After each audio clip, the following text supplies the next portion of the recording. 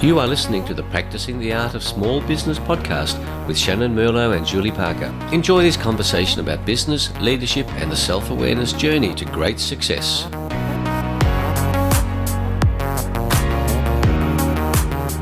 Hello, Julie, and hello, listeners to Practising the Art of Small Business. Julie, how are you? I'm really fabulous. Shannyn, thanks so much for asking. How are you going? I'm good, especially good now that I'm catching up with you. It's been another little while since our last episode, but that's okay. We, do our best. Yeah, we're doing other stuff as well. Absolutely. It's not the only thing on the to-do list, on the agenda, in the calendar. No, well, there's one thing that's on my agenda at the moment, and I'm hoping that in the podcast episode you can help me with it. So episode 60, I'm hoping that you can help me set some goals and help me to essentially create a bit of a template that I can use for myself and my clients on setting my goals and achieving my goals. What do you think about that? Terrific. I think that's a fantastic idea, Shannyn. It actually sounds pretty exciting. Let's see if we can get all that happening within the next episode. That's wonderful. Well, great. Well, you, Julie, I see as someone who has a tremendous brain and a great way of thinking. And if you're not, as our listeners know, we do have a YouTube channel, and I think it's definitely worthwhile watching this episode on YouTube because Julie's reaction to my compliment was quite delightful, and it's worthwhile watching. Just shows how little she knows me. But also what you've got a really great skill of doing is creating really epic assets, I think, that really help. And so that's why I think I might start with you with a bit of a template and talk to me about goals. And so, Julie, let's go. Let's go. Let's set go. Some goals. Let's go. Let's go. Let's get this pathway going. Let's get the goal happening and figure out what we need to do to make sure we get that goal. Because what is one of the most common things one of the most common things with goals, and what's one of the most needed things, the very, very first step that's needed with goals? One of the most common things with goals is that with all great intention, we lose our motivation. Mm-hmm. And the one most important thing about goal achievement is setting that goal in the first place. So what kind of goals were you having in mind? Business, personal, it doesn't really matter. It's the pathway is the same, isn't it? A little bit. I think also it's worthwhile sticking in the why do goals not get achieved? One, they don't get written down. Two, the whole SMART goal setting thing is very well known. So goals should be set as SMART. So, Julie, what does the SMART goals stand for again?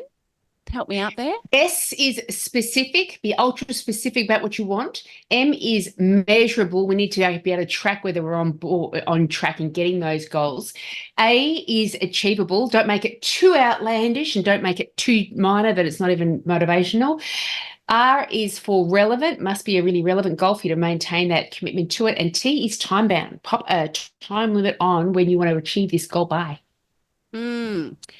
And just because I like to mix things up, I was recently told the reason why those SMART goals don't always work is because there's another level of SMART goals, and S can stand for specific, which is very, very important.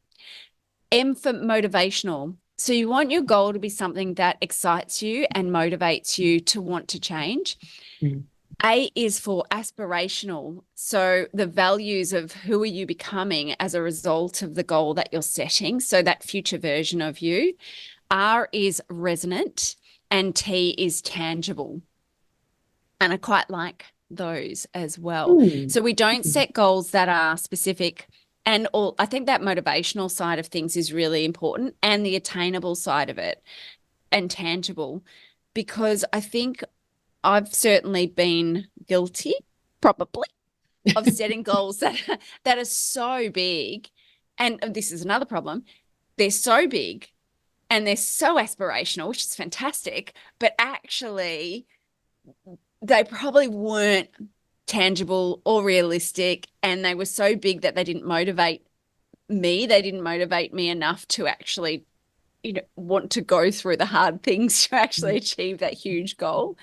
So I think having that aspirational but also tangible is really important. The other thing that I think people don't do is break the goal down. And again, I may or may not be guilty of that. Yeah. Here's this massive goal, take over the world. Yeah. And then you go, well, where do I start? It's fraught with problems, isn't it?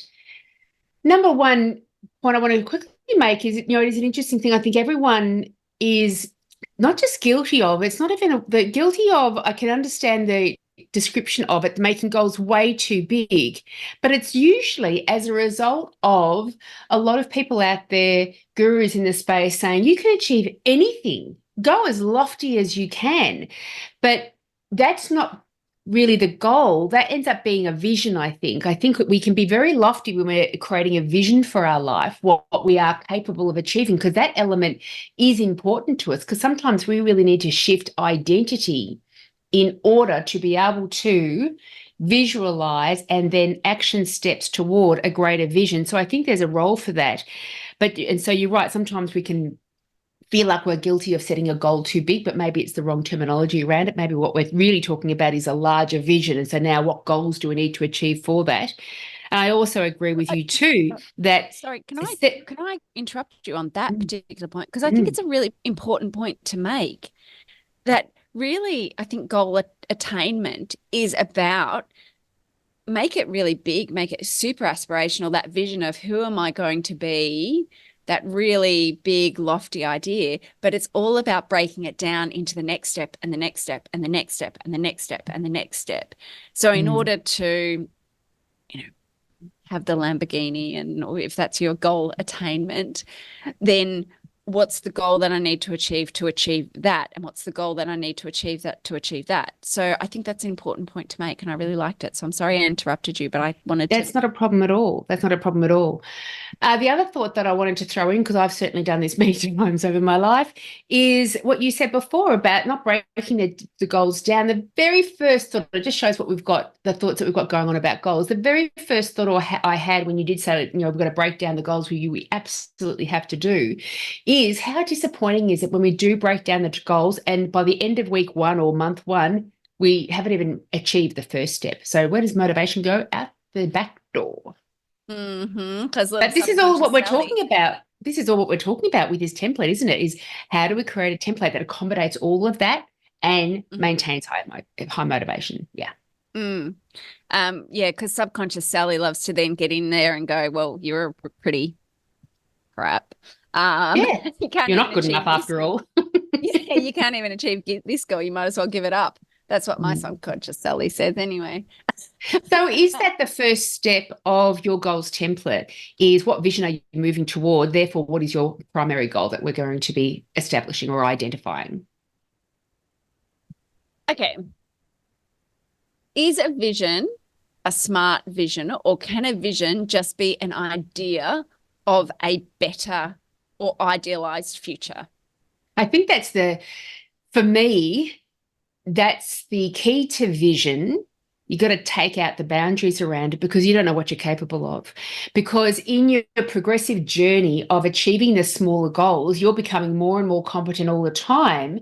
And, it comes back to that wonderful story of we overestimate what we can get done in 1 year and we underestimate what we can get done in 10 years. And it's, I won't waste a bunch of time talking about my little story around that, but it's because by the time 10 years come, we have no idea what we're going to be capable of. And so I think the vision has to be lofty, because otherwise we're limiting ourselves to what we know and have experienced and learned to date. And tomorrow's a new day. And the vision is one of those things where you do visualizations, where it's sort of like, what is this goal, whatever the goal is that I'm looking to attain, will create this thing, this idea of what I can see and what I can hear and what I can feel and what I can taste and what I can touch in this future version. So that vision is sort of that intangible existence of what life will look like, or how you'll experience life when you've achieved this particular goal or this number of goals. Yeah. So, And I don't think the goal that you identify isn't necessarily going to get you to the vision. It's just one of the many goals you're going to try to achieve that is all on the pathway to that vision and not another vision. Not another, you're still being directed to a focal point. yeah. When I was just thinking there about the vision, I suppose in fairness, this has never been something that's been an issue for me, but I know that there's someone close to me who was very, very overweight at a certain point in their life. And they made a determination that their children were going to grow up with them. This person wasn't going to die as a result of their obesity. They were going to have a great life with their children where they were fit and active and healthy and imparting healthy morals and healthy ideals on their children, because they didn't have a great relationship with food either. That was part of the problem. So they wanted to create this life where their children had a great relationship with food, great relationship with a healthy mind, healthy body, healthy mindset around well-being. So that was the vision. And the goal was losing the weight, which was the tangible thing. And so Beautiful. I guess I hope that that's a nice Beautiful. summary of I love the that. difference between the two. I love that, because it also helps me in another aspect of what we're talking about before because if the goal is just to lose weight and you haven't lost weight after the first week, you feel completely demotivated, you jump off the goals train. However, if the goal is health and weight is if the vision is health and one of the goals is weight and the other goal is to start thinking more positively, the third goal is to maybe change the kind of food that we're eating every day, you've got further opportunities, multiple opportunities to achieve some sort of progress, and it's not hinging on one element, possibly. No, I actually love that, because it's like habit stacking, but goal stacking. Yeah. Let me just play this out, because I Goal haven't stacking. thought about this Writing it before. down. Yeah. So habit stacking is the idea that if you want to create a new habit, you stack the new thing on top of an existing habit. So if I wanted to start flossing my teeth at night, I brush my teeth in the shower, as it turns out, because it's actually very convenient because the water's running anyway and it's nice and thin. And I had a barrier to flossing my teeth. So now what I do is I take my floss into the shower with me and floss just before I brush my teeth. And there's no barriers. Also, I don't want to floss my teeth in front of the mirror, because then I get like teeth goo Dirties the on mirror the up. mirror. Yeah.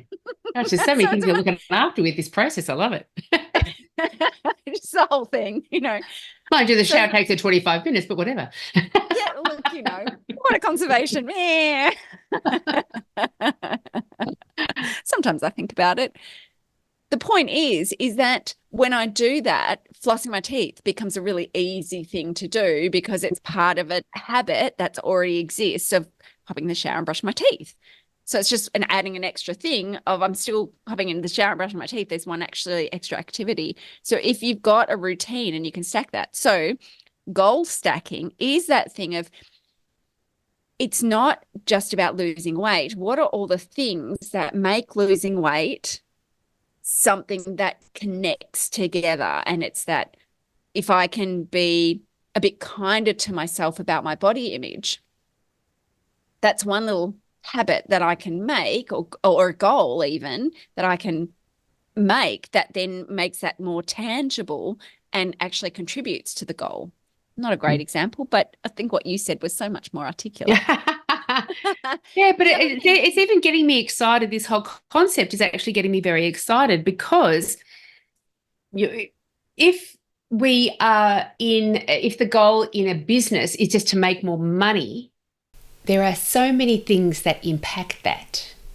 And the general health of the business has various aspects that contribute towards it, and an outcome of all that. Really healthy businesses make a very good turnover with a good profit. Ones that are struggling in various areas, they are not. So it really does, because you could sit there and make more money, but what if your expenses go up? Then what's the point of making the more money, because the expenses went up trying to make the more money? So it's just to incorporate more important aspects of that journey rather than just one linear pathway forward. And if I don't get the things I need to get done, then I'm just reinforcing in myself, I'm not the type that achieves goals. I think that's a really exceptional point. And profit is one of those things that's really interesting because a lot of people think about, oh, we've got to make X amount of margin in the business. We'll just trim our expenses. But actually, where is there inefficiency in the business? If we were able to produce in a more effective way, we would be able to make more profit. If we had our team members performing better, we would be able to make more profit.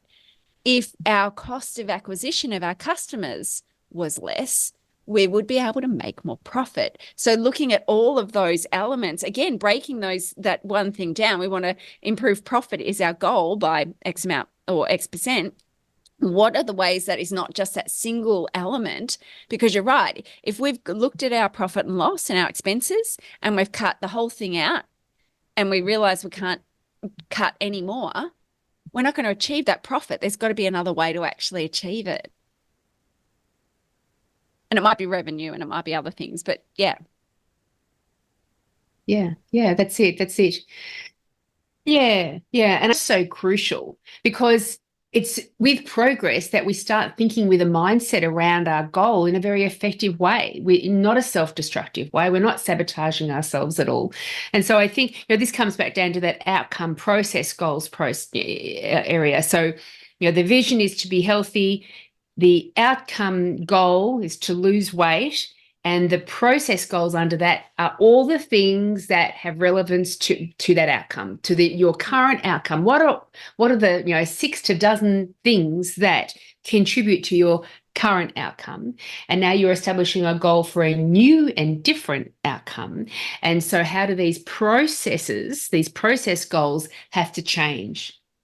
Because isn't it true? And I think you can, it's true in business and in life, but using that weight loss thing is a really great one. How many times have you heard people say, I've tried the cabbage diet, I've tried only eating eggs diet, I've tried not drinking any wine at all diet, and they all have the same thing, but I'm still not losing weight. So there's obviously more influencing that outcome than just that food.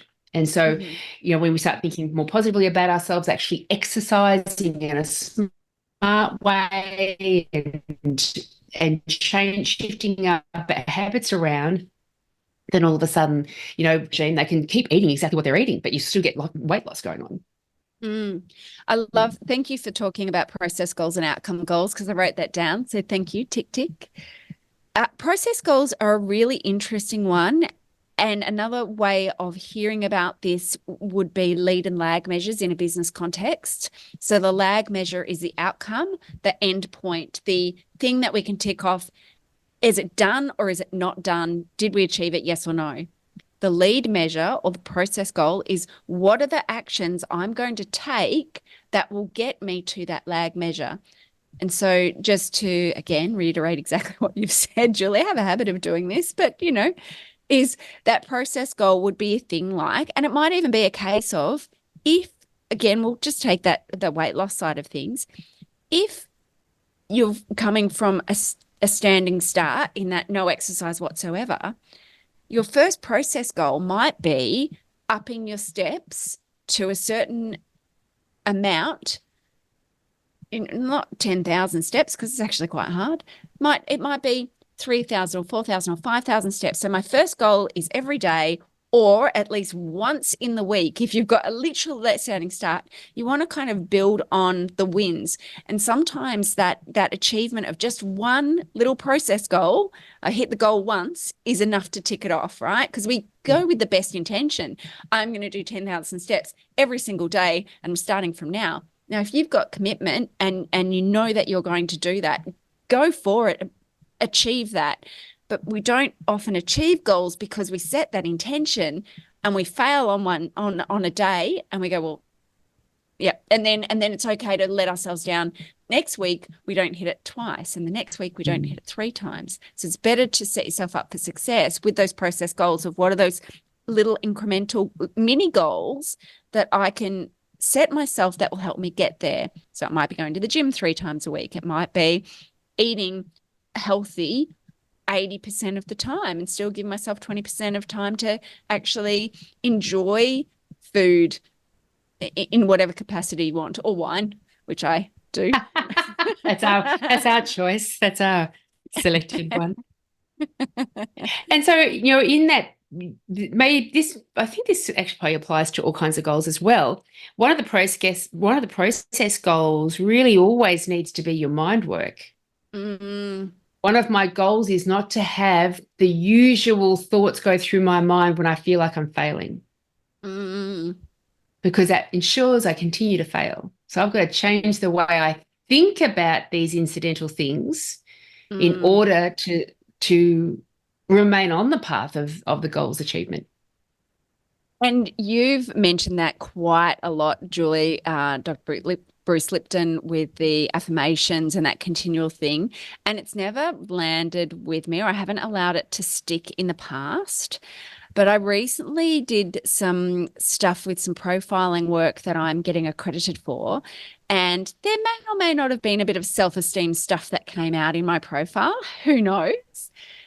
And his recommendation was this affirmation, which was really uncomfortable to start off with. And the affirmation was, I like myself. Now, Julie, this affirmation has actually stuck in my mind, believe it or not. And every time I hear myself beating myself up about something that I've said or done, or where I'm feeling like I've failed at something, or I've let myself down, or I've let someone else down, that affirmation starts rolling in my head. I like myself. I like myself. I like myself. I like myself. I like myself. I like myself. And I physically feel my Sally subconscious going, yeah, but we don't really. And I'm literally like, no. I'm telling you, I like myself. And Sally subconscious is like, yeah, but I don't. And I'm like, no, I'm going to convince you I do. So if affirmations haven't worked for you in the past, just because they haven't for me, but this one has stuck for some reason. So I think that affirmation thing is finding a mantra or an affirmation that does resonate for you, that's uncomfortable, but resonates enough that it sticks. And it is that mind work where you are reprogramming your mind, because she can be a tricky little thing, that one. And it must be uncomfortable. Otherwise, you already believe the affirmation. That's the whole point of the affirmation. It has to feel uncomfortable to yourself. Otherwise, you don't need the affirmation, because you already think that way. And the key is to not say it and have it no longer feel comfortable. I feel like the key is you keep saying it, hear that, Sally subconscious, nasty wording going on, responses to it, but say to it, I'm going to drown you out. I'm determined to drown you out. Mm-hmm. With love. I'm drowning you out with love. I'm going to convince you. The one that I love, into one of the affirmations I love, is that despite the fact that I let this person down, or didn't do that task, or didn't lose weight, or talking about this as a goal, despite all of that, I still completely love and accept myself. It's so powerful, because it means that even though I'm human, even though I'm not perfect, even though I falter like every other human being on this earth, I still completely love and accept myself. And so it's that complete acceptance that says, yes, you are okay. You are acceptable. You are lovable. You are able to achieve all the things that you want to achieve. It's all a journey. And so, yeah, anyway, we'll continue moving on. But yes, I agree with you. I think I'm so delighted that you've gone a bit further down that affirmations route, because it does play a big role in goals achievement. Because can you imagine having a boss say, this is our financial goal, everyone at the meeting, but I honestly, with you people, I don't believe we can achieve it. And that's what happens. Sometimes we make these sort of goals. I want to earn this much more money, or I want to lose this weight, or whatever. But, I really don't believe I'm going to be able to do it. We have to have the belief. Such a good point. It's such a good point, Julie. You're so right, because there's no way that a business owner with teams would create a goal without the idea that they think they're going to achieve it. And yet, if we're setting a personal goal, it's literally like we're standing in front of our team, which is all of our multiple personalities, and we're saying, here's this goal, but you guys are totally going to let me down. I know it. but good luck to you. Like, it's bonkers. It's bonkers. It's bonkers. You wouldn't It's do bonkers. it, right? It's bonkers. It's interesting. It's leading me on to another thing. So when we are going down, we've identified, we understand, we're aware of our vision. So therefore the goal is going to be relevant to the vision. One of the many things we need to do to be on the path to the vision. So therefore we've got the outcome goal. Then we have our process goals, all the things that are going to play a role in achieving that goal. And we're making sure that we've got the mind work happening to make sure that we do believe, and we're constantly saying to ourselves, this is absolutely possible, this is within my realm. I feel like there needs to be another sub-process goal, and it's not called a process goal. I don't know what it's called yet. But for each process goal, one of the process goals is going to be get rid of all the bad food in my pantry and buy better food, restock it with better food. Another process goal is I'm going to do more exercise, for example, and then a few more. But also identify if in a week's time I don't have all the good food in the pantry and I've still got crappy food in the pantry, what is my go-to plate? What is my action going to be? Because if I don't have an action, if I don't identify a positive, helpful action in that, I will just beat myself up about it. Yeah, it's risk mitigation. Like, so, from that, again, that side of things is, if I don't have food in the house, the risk is I'm going to order takeaway food. Therefore, what am I going to do when I know that maybe I haven't been to the supermarket or what have you? What am I going to do instead of takeaway? And so in business, we call it risk mitigation. Here are the things we're looking to achieve, but if this doesn't happen, this is not going to happen, and therefore what are we going to do to mitigate that?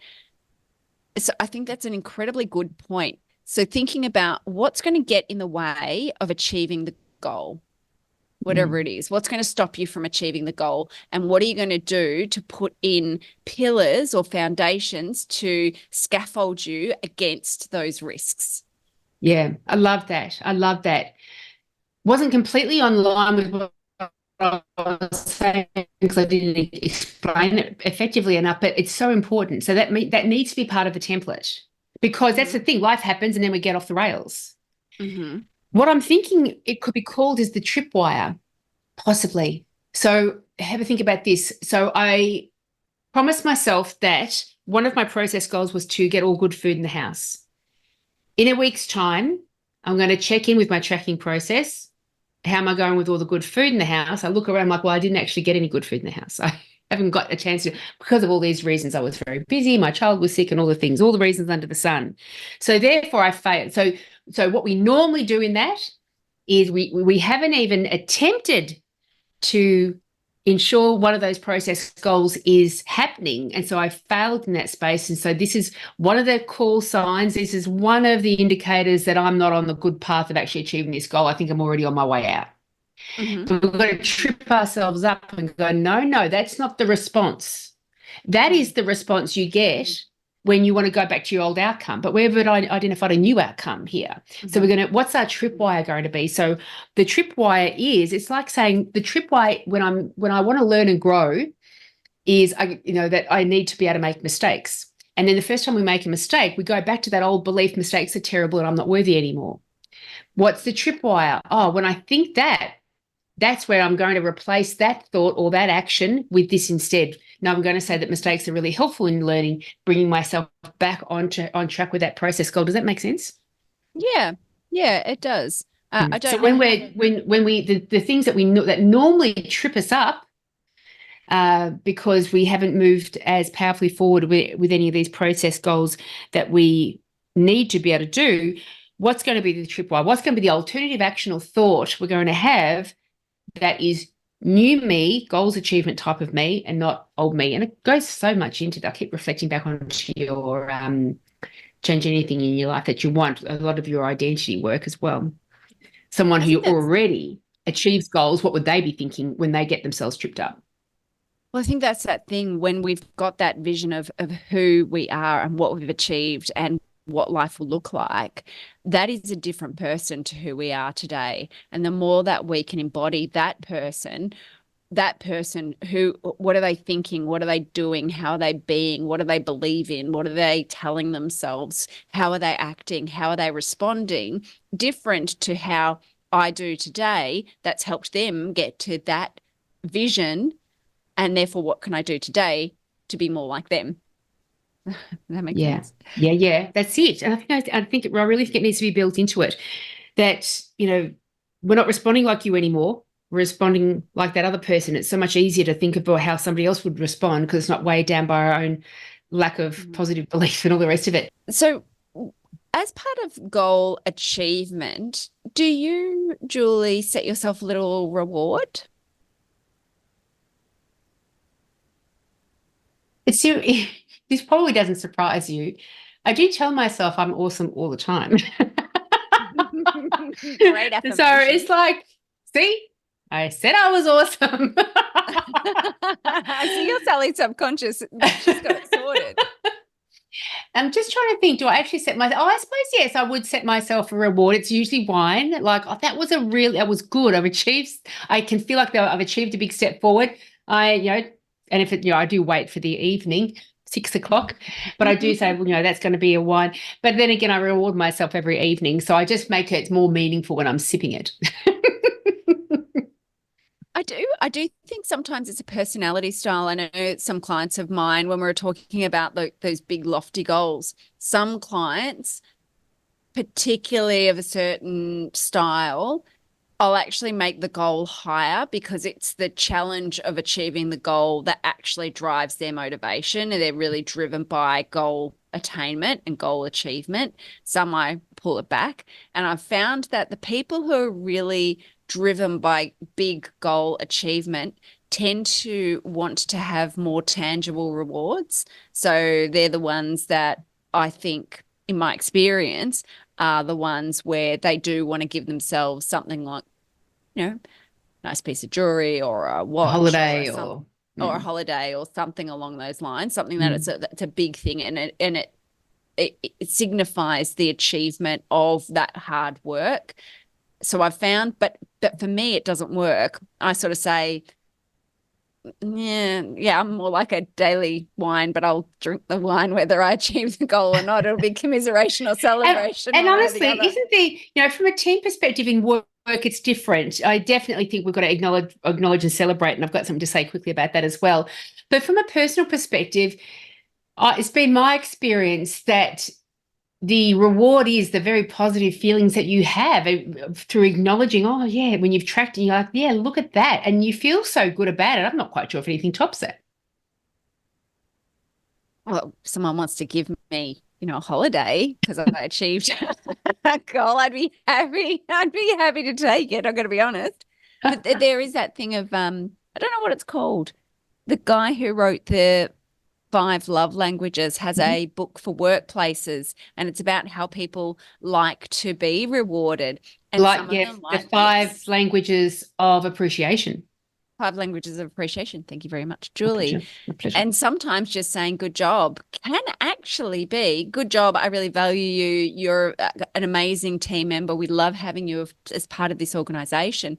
Quite often, people love to hear that and they feel really validated by that. So very commonly, as long as it's genuine, very commonly, yes.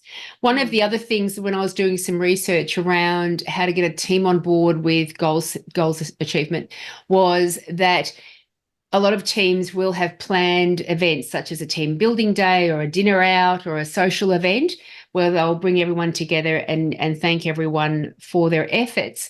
Whereas impromptu celebrations, such as the team turning up and you've just got breakfast for everybody, something like that, where it's not expected, it's just a surprise, that resonates more strongly with people as well.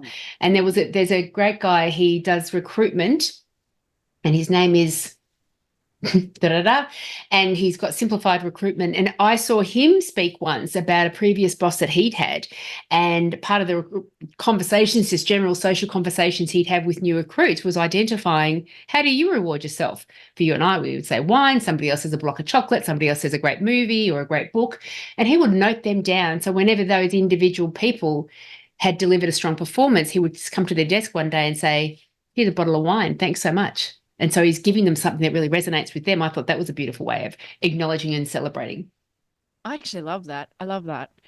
So as part of goal achievement or goal setting, goal remembering, I don't know what the word is, but the whole thing is to do a retrospective and a checking off and a planning and a preparation. So what often happens is that we don't look back on the goal. So we kind of forget that we set it and we forget what we're doing it for. So I think as part of any goal setting process, it's really vitally important to check in. Where are you at with the goal? Are you on track with the goal? Is the goal still something that you want to achieve? Is the why still big enough for the goal? Are we still motivated towards the goal? If we're not, why not? What are we doing? What are we going to do to get it back on track? So I think making sure that you've got time, whether it's a personal goal or a business goal, certainly in a business goal, this is why we have meetings, this is why we have scorecards, this is why we have KPIs. It's real. This is why we have those things, because it helps us to bring it front of mind of, oh yeah, that's right, we're trying to achieve that goal, and that's why everyone's being held accountable to the things that they said they were going to do. Same sort of thing for yourself and your personal goals. Be sure to take time to actually check in on those things that you've written down. And it's always worthwhile in a retrospective meeting. It's an agile project management thing. So a retrospective meeting is from Agile Project Management Methodology, and there are 3 questions that you ask in the retrospective. Those questions are, Julie, if you'd like to give them to us. I certainly shall. Question number 1, what worked or went well? Question number 2, what caused problems, failed to work properly, or did not go well? And question number 3, what can be done differently in the next sprint to improve the process and overcome the problems occurring previously? And so if you asked yourself those 3 questions whenever you were sitting down to look at your goals, you'd be able to go from let's say my health and well-being goal, what's working well is doing the meal prep and having the fridge sorted and making sure I do my shopping list. That's working out really, really well. What's not working out so well is that I actually don't have any tasty treats. And so when I go to the supermarket, I'm buying not healthy tasty treats. So what I want to do is meal prep a tasty treat, and then being able to put a plan in action for the next step that you're taking to make those changes. Yeah, nice. I like it. And I think the final thing that I haven't mentioned about goal attainment, I think we've touched on it, but I think this is the most important thing in my mind, is being so clear on your why that the goal is almost irrelevant. If you buy into the why am I doing this? So the person that I mentioned about their health goal, their mother had passed away before they had gotten pregnant with their children from unhealthy choices. And their why to lose the weight was that they didn't want their children to grow up without a mother. And that why was so powerful that they changed, they lost the weight, and they've kept it off. It has become a life change for them. And it was tied into their desire to grow old with their children so that their children didn't experience what they had experienced. So being really, really clear on your why and having it hit you in the heart can be the thing that really helps to drive change and drive the continuation of doing the things during hard times. Completely agree with you. And I've just written down, it's that compelling why. That's what interrupts the default pattern, the habitual way of doing things. And without that really clear why, what we're left with is I've got to just do this different behavior every time, and I've got to rely on my own willpower at every time this pops up to do the right thing. Whereas in the moment, we always just want pleasure. So quite often we don't do the chosen thing. But that big why, I feel like that's the thing that interrupts the pattern, because your friend's pattern of life, living in that space, was interrupted because of that thing. And coming from the dental space, that happens quite a bit too, that people who have neglected their mouths for such a long period of time, something happens in their world. And sometimes it's just the children aren't living at home anymore, so I can concentrate on myself now. Sometimes we've had an influx of money, but or my parents gone into a nursing home, and I'm seeing how difficult it is for them to manage denture stuff in a nursing home. But something happens that makes it more compelling for that person to change behaviour. They no longer have to rely on willpower. They've got a deeper desire at play. Yeah. So have we covered off what we need to cover off on in terms of the big picture? And have we worked out what our template would say? Template, I think with every step of this conversation is other areas to fill in on your template. And, it's interesting how this conversation has come back down to that big why again, the vision that we've got for ourselves. Constant vision, our vision changes all the time. It's an ever evolving thing. Checking in with our goals is such an important step. The only additional thing that I have got down here is that, because when we're on a journey of constant and never-ending improvement, we can sometimes fail to see the impact of change and the progress that we're achieving, because we're on that journey ourselves every step of the way. So it feels so gradual, we can't actually see it. And I would suggest that something that might be helpful is at the very start of things, you put on a scale of 1 to 10, how much do I truly believe I can achieve this goal? Or how enjoyable is the journey of achieving this goal, and plot it on that 1 to 10 scale, and then have that be one of your trackers. And so later on down the track, maybe it's a month down the track, how much do I believe that I can achieve this goal? Because if you're still tracking a month later and a month later and a month, you're still on track. And so I imagine your belief in yourself would improve over that period of time. And that in itself could help with the shifting of identity that is a result of achieving goals, having faith in yourself. I can achieve goals. Yes, if I can achieve this one, imagine what else I can achieve, etc. Yeah, interesting. I like and the with the team as well. We identify ourselves as a team that does achieve goals as well. Look at the evidence. I like the scoring. For me, it doesn't necessarily resonate from that perspective, because I think if I set a big goal, what part of me believes I'm going to achieve this goal? But I think more around the case of, out of 10, how close am I to that vision of me in the future? Well, I'm at a 1 out of 10. But next month, I'm a 2 out of 10. And so I think the scoring is probably saying the same thing, but in my mind, it's more. No, it is a little bit different, though. It is a little bit different, because it's interesting when you said, because if I don't fully believe that I'm going to be able to do that, so it's going to be low. But that's the thing. If you're still tracking your progress a month down the track, a month down the track, a month down the track, it means that you are on track. Yeah, and so you are shifting from, I don't believe I really can, to, well, but I've got progress, so maybe I can. I've got progress more. I've got, maybe. And so hopefully, I don't know. It's just a thought. It's a great thought. It's a great thought.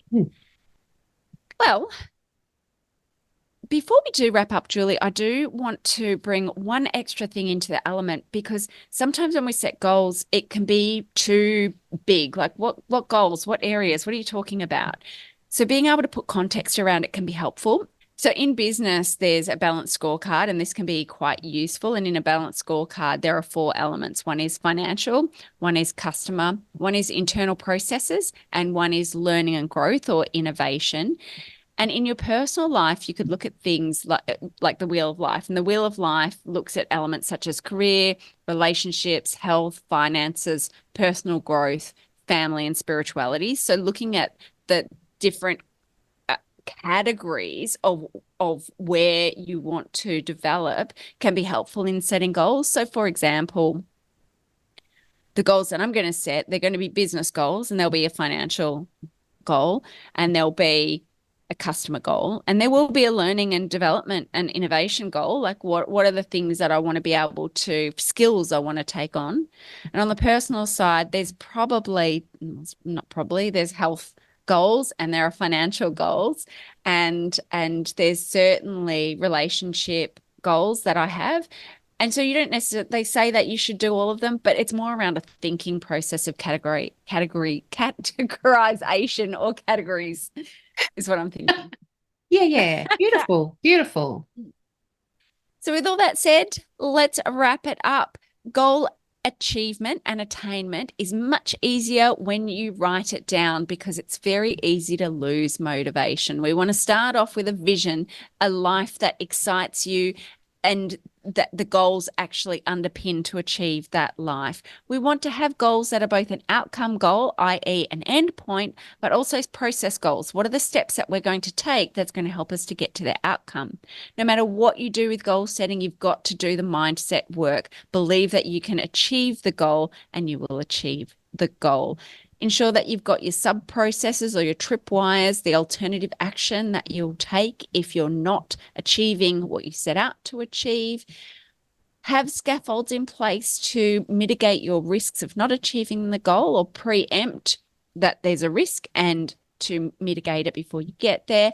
Hold a retrospective to make sure that you're on track, and put it into categories. Oh, and have a why. Wow. I love that. That's really good. Well done. Well done. Oh, what a good template you're going to end up. I can't wait to see the final product. I will look forward to sharing it with you. Beautiful. Might beautiful. even have it as a little option in the show notes. Who knows?